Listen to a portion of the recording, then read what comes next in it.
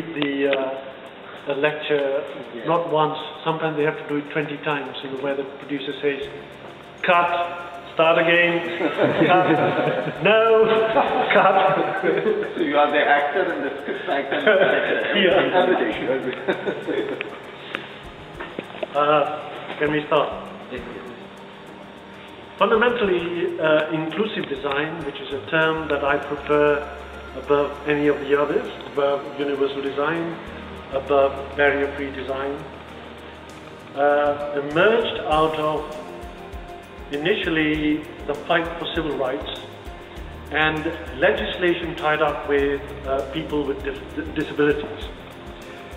In the case of the States, it was further helped by veterans, wounded veterans coming back from the war in Vietnam.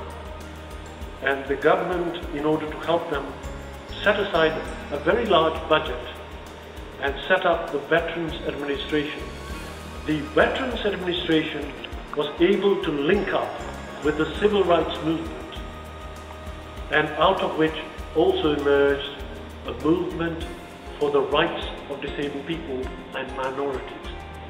There were parallel things happening in England and Europe, perhaps even a little bit earlier. In England, the process was driven by legislation that went back to 1944. The Employment Act, the Education Act, the Social Security Act in 1946, which suddenly opened up free medical care, health care, the provision of prosthetics for people with special needs. Over the years, again through legislation, and with the establishment of budgets, both within the UN, with the legislation article to do with, my brain is gone. It's all right. To do with legislation in the European Commission, whereby suddenly there was a focus on human rights for all, and similar legislation was passed in England and subsequently in the States. All these suddenly brought about a consciousness amongst designers that they too had a vital role to play in the process of providing equal opportunities for all, justice for all, but above all, a new thinking, civic rights for all, that everybody had civil rights as citizens of the country, irrespective of whether they were blue, yellow, green, women, young or old. People had civil rights, and civil rights meant they had certain access to services, to provision, through products and environments.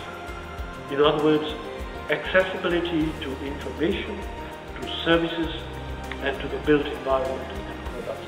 And that is what inclusive design is all about. Yes, I see that during the last 40 years, these groups have been really marginalized groups. They were like minorities, lone voices in the wilderness. Why is it so? I think my experience is the more established the group, the more esoteric with set principles and statements writ in stone, the more isolated they are. Because you see, they suddenly have the truth. And when few people have the truth, they invariably try to keep others quiet. But it's a two-way process, because by doing so, they're also isolating themselves. And also, I think there's a wide perception that a thing is only good if it works. It's pointless having principles and jaw-breaking phrases like design for the non-average, design for all, universal design, if it doesn't work, if it's just a cliche. It has to show results. And sadly, I would say that people focusing on the looseness of inclusive design have a little bit more results to show than people focusing on the hard-headed, hard-principled, well-defined principles of universal socialism. Especially, they have almost next to nothing in the majority world, the so-called developing world. Very little.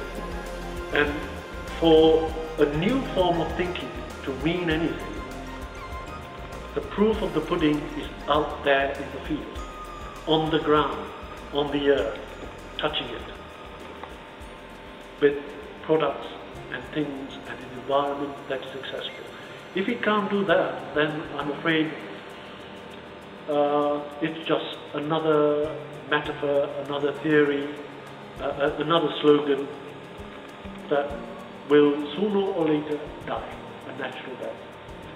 And it may well be, it'll be replaced by something that's more pragmatic, more practical. Whether it'll have a name to it or a tag to it, we don't know.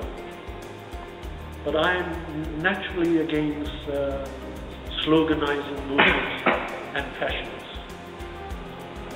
Really, fashions are very dangerous. As we know from the fashion industry, you know, one moment you wearing different colours and all that, different hats. And it's much more pertinent in the States and in England and Europe, much less so here. But it'll happen here as we become richer and richer. Thank you very much, Jim, once again.